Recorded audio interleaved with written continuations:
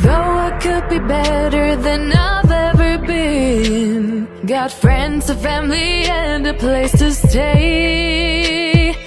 Though I should be better than ever when I see my loved ones every day. I know for every laugh we share today. Mga palangga, maupo muna ako dito oh. Kasi dito titingnan ko kung anong oras mag-ano yung gate namin. Kung anong oras mag-check ko yung kung anong oras mag-close yung gate namin ba. Kasi anong oras na ba ngayon? Wait lang, check natin. Mag-4 pa lang. I-check ko yung boarding pass ko kung ilang oras siya mag-close yung aming gate. Kasi andun yung number 42 eh. Check ko muna mga palangga ha. Wait lang.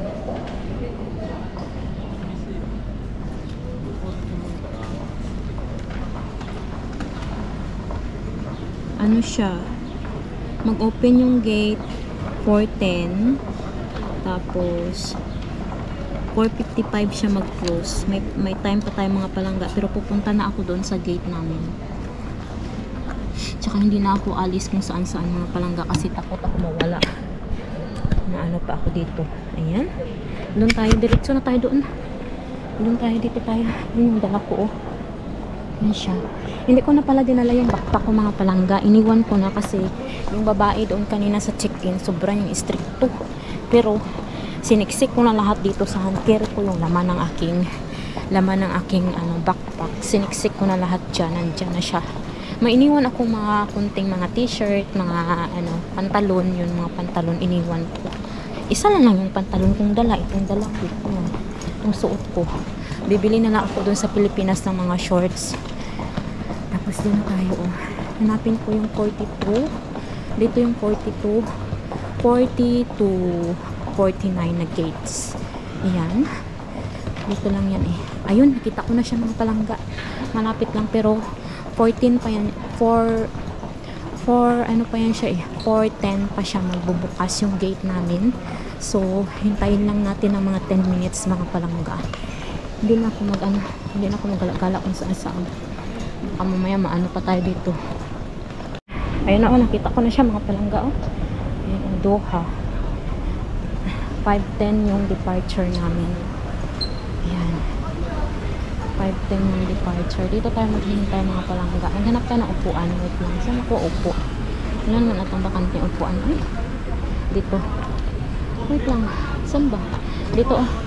Gusto ko sana yung may sandigan. Walang sandigan. Ay. Walang sandigan. Mga palangga nagwe-wait na kami ng boarding. Ayan oh. Yan na yung aeroplano namin mga palangga. Finnair. Umulan pala dito oh.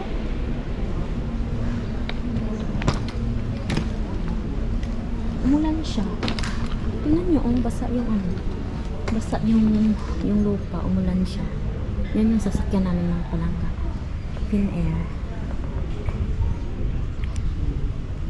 Nabahanan naman ako doon sa mga palangga sa yung pag boarding ganun.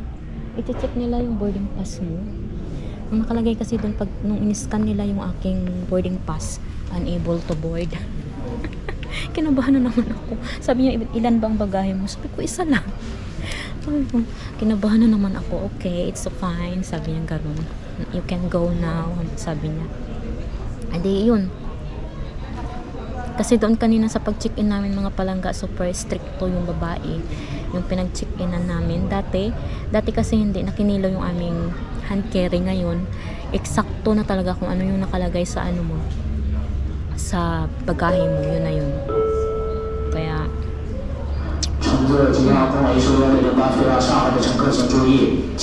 mga palangga, boarding na kami. Ayan o, nagkakagulo na sila, excited na sila mga palangga, pati ako, char. Dito tayo, boarding na tayo.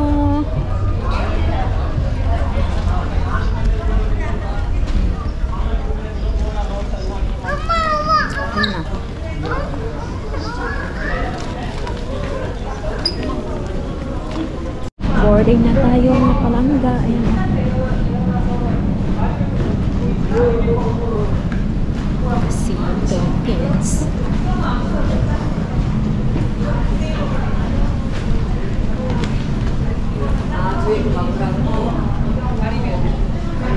Mga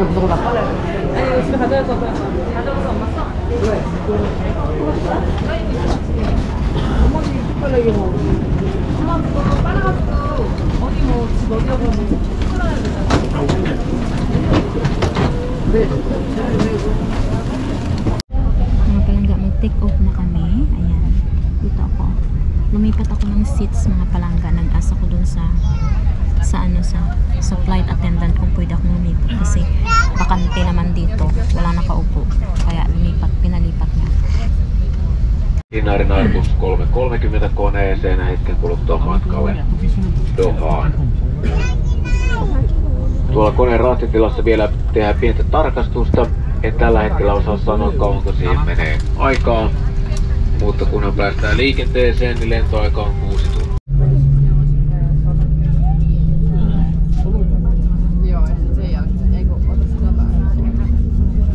Thank you. Cabin crew ready for safety demonstration. Follow the escape lights at floor level. Our cabin crew will now point out the exits nearest to you. Locate your nearest exit and remember, it might be behind you. If we need to evacuate, you must leave all carry-on bags in the aircraft. Attempting to take them with you will be... Her alarm goes off and she gets up to watch the morning news. Doesn't work no more but tells a lot of stories about her youth. Drinks more lately, ain't got pills in many different colors too. Morning light is showing, she moves the chair to look out at her view. But her shop was built right across the street. It stands where the sunrise used to be. In the afternoons on the couch to read, goes through old pictures and memories. Our heroes have been forgotten. Our heroes so brave and bold. Our heroes have been forgotten. Our heroes so they got old. Our heroes have been forgotten. Our heroes so brave and bold. Our heroes have been forgotten. Our heroes so they got old. Our heroes so... Mga palangga, dinner na kami. Ayan. Yan. Hindi ko alam kung ano. Ayan. Salad. Potato salad. Tapos walang choices mga palangga eh. Ito ang binigay. Rice tsaka chicken. Okay. Tapos may bread. Tapos may chocolate. Smiles they fade because her dad only visits once a month. Since she got a family of her own, it's kept the two apart. Used to have so many visitors, but now the only one is the nurse that helps her move the chair to look out at the sun. But her shop was built right across the street, and it stands where the sunrise used to be. In the afternoons on the couch to read, goes through old pictures and memories. Our heroes have been forgotten. Our heroes so brave and bold. Our heroes have been forgotten. Mga palangga, andito na ako sa Doha. Hanapin ko na yung gate ko mga palangga. Wait lang ha, dito oh. Tapos tatawagan ko si Arto. Wait lang, tingnan ko kung ano yung gate ko. Kasi doon sa sa aking boarding pass wala akong gate. Tingnan natin dito. Mga palangga, nagtanong ako, B3 daw yung aking gate. Hanapin natin yung B3 mga palangga. Dito daw. Dito daw yung gate. Ang bango ng pabango nila dito. Uy! Nakaka-love yung pabango nila. Hanapin ko muna yung gate ko mga palangga bago ko tawagan si Arko kasi baka mamaya mawala ako ba. Kasi baka mamaya mawili ako na makipag-usap sa kanya tapos wala pa pala akong ano. Kasi konti lang yung time ko dito, mga 2 hours lang ata yung layover dito mga palangga. Kaya kailangan hanapin ko na yung gate ko. Dito tayo. Yun. Doon. B. Yun. Kita ko na yung B. Maglakad na lang ako eh. Diyan sana ako. Sa may ano yan? Yung walking escalator. Ano yan? Walking escalator ba yun? Hindi ko alam. Maglakad na lang ako. Malapit lang naman mga palanggaan doon na oh. Kikita ko na yung mga BBB. Diyan. Tapos, pag nakita ko na yung gate ko, tatawagan ko na kaagad si Ato. Kasi nag-aalala na yun eh. Hindi pa ako nakakonect ng wifi. Hindi pa ako nakakonect ng wifi, mga palangga. Ayan. Mga palangga, dito na ako sa B3. Sa gate namin yung B3. Ayan. Maraming naghihintay dito. Laga ka, te? Hi! Saan ka, te? Sa anong trip mo? Para malaga ka. Margarita's World. Katatawag ko lang kay kay Arto. Meron nakakunik ako. Katatawag ko lang kay Arto, mga palangga. Kaso hindi magkunik yung call. Ewan ko sa wifi nila, hindi magkunik yung call. Chat lang. Wait lang. Ayan, tumatawag na naman siya. Tumatawag na naman siya, wait. Sagutin natin. Ano yung wifi naman?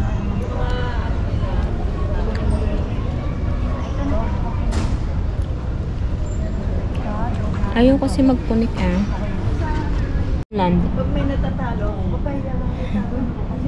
Mga palangga, nag-ano na kami, nag-boarding na kami. Ha? Wala, bakasyon lang. Ay, nabakasyon lang. Ayan, yung mga Pinoy, nagkapila na sila, Mga palangga, umihi ako. Naihi naman kasi ako. Saan na yung gate natin? Ay, doon. Doon yung gate. Wala na akong dala. Kinuha nila yung hand carry ko, mga palangga. Chinik-in nila. Kasi yung eroplano daw puno. Kaya, wala na. Ito na lang yung dala ko, Yung bag na maliit. Ayun, nag-aano na sila. Nag-boarding na. Punta na ako doon sa gate number 3. B3? Mga palangga, boarding na kami. Yung nakilala ko si Ate Herminia, taga Switzerland. Boarding na kami. Ayan. Bye! Hello, thank you. Thank you also. Parang 8 hours ata yung ano natin, Yung flight natin, 8 hours. Hanggang dito na ako sa aeroplano. Pa-Manila na tayo. Pa-Manila na tayo. Window side ako, Pa-Manila na tayo. Nandun yung kasama ko. Si Ate Germania. Ayan yung ating airplane, mga palangga. Ang laki-laki, Qatar Airways. Ayan yung seat natin. 18. Shadows play a trick on my eyes. Creatures in my bedroom at night. Lately I have not been sleeping fine. I can't get no peace of mind. Though I could be better than I've ever been. Got friends, a family, and a place to stay. Though I should be better than ever when I see my loved ones every day. I know for every laugh we share today, there'll be a tear. Pakalande naman, mga palangga. Dito na kami sa Maynila. Ayan. Baba na kami. Manila na ako, mga palangga. Ayan, baba na kami ng airport. Ng aeroplano pala. Nandito na kami sa Terminal 3. Punta na kami ng immigration. Wala akong kasama, mga palangga. Ako lang yung isa. Ayan. Arrival na tayo. Palangga, nakalabas na ako ng immigration. Hanapin ko na yung aking bagahe dito sa baba. Baba tayo. Daming tao. Doha, Qatar. Dito. Ayun. Punta ko na isa. Yung palangga, nakuha ko na yung bagahe ko. Grabe, pahirapan naman dito. Wait. Nahirapan talaga ako. Wait. Ang bigat-bigat. Saan may exit? Ay, doon pala. Dito pa lang exit. Naligaw pa ako. Ayun.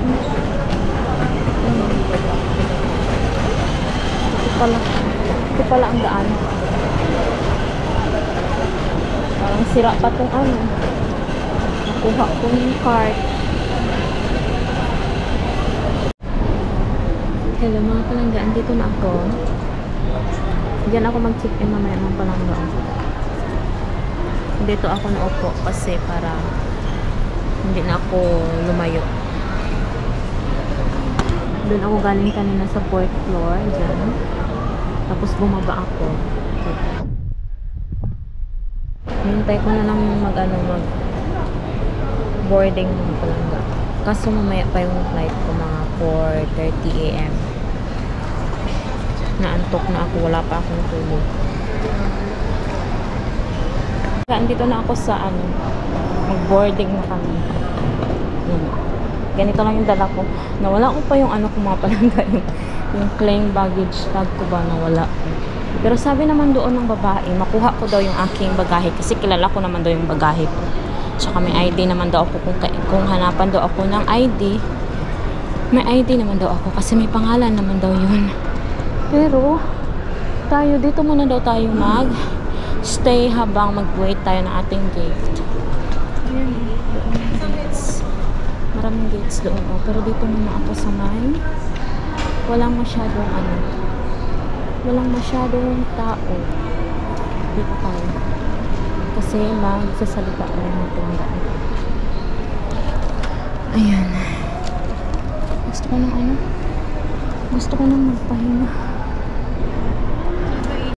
Hello mga palangga, andito na ako sa bahay mga palangga. Alam nyo ba, may nangyaring masama. Hindi ako nakapag-vlog mga palangga kasi tingnan nyo yung mata ko. Wala talaga akong tulog. Tawag nito, nung kagabi mga palangga, nag-check-in ako ng baga. Sino na?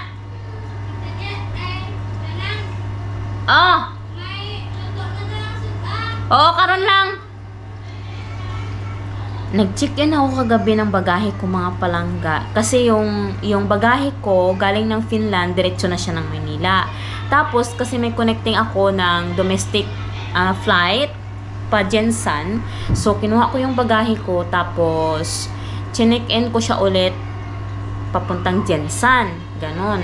So ngayon mga palangga, nung dumating ako ng Jensan, wala na yung bagahe ko. Hindi ko na siya makita. So bali 3 kami, hindi lang naman ako yung nawala ng bagahe mga palangga. 3 kami na nawala ng bagahe.